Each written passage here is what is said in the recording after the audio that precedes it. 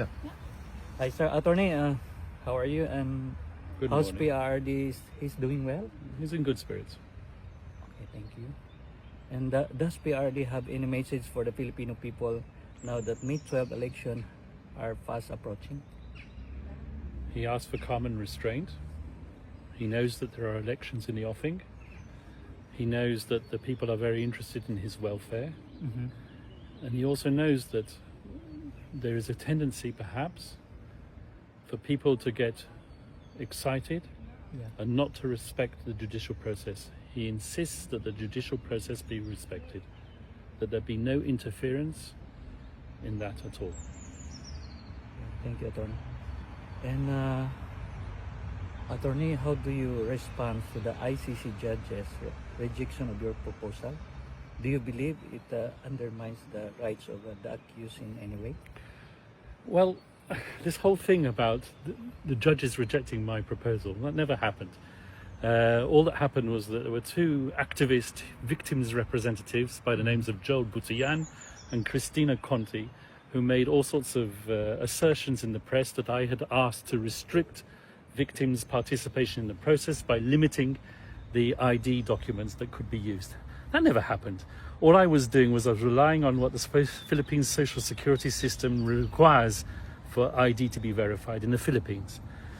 What they don't tell you is that they were not accepted at this present moment in time to be representatives of the victims, rather the OPCV, which is the unit which is dedicated to representing victims at the ICC. So this is not a question of the judges rejecting something that the defense asked for. This is the response that the defense made to the VPRS, which is the internal court unit which is responsible for assessing victims' applications. That's all we did. We made observations. We didn't make a request which was rejected. That's a big lie. Yeah. So do you think the ICC sets dangerous precedent by relaxing documentary requirements, particularly in highly politicized cases like this?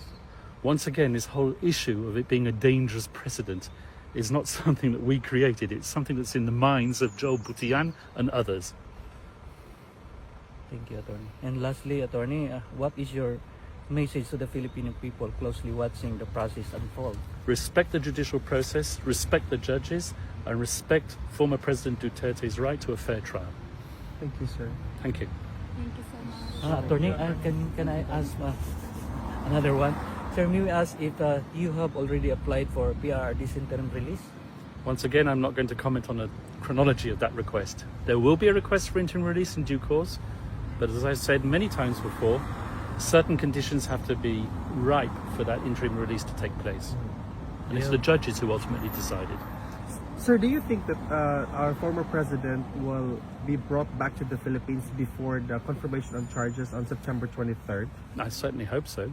In fact, I can't understand why he's here. He's a Filipino citizen. Yeah. There's a Filipino president in that country who threw a Filipino citizen over here to be tried.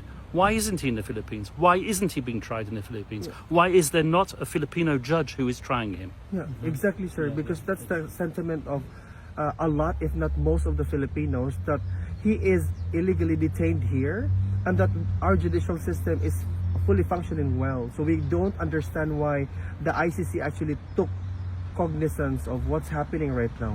Yes, I fully sympathize with that sentiment entirely. Thank you. Sir. Thank you, sir. Thank you, sir.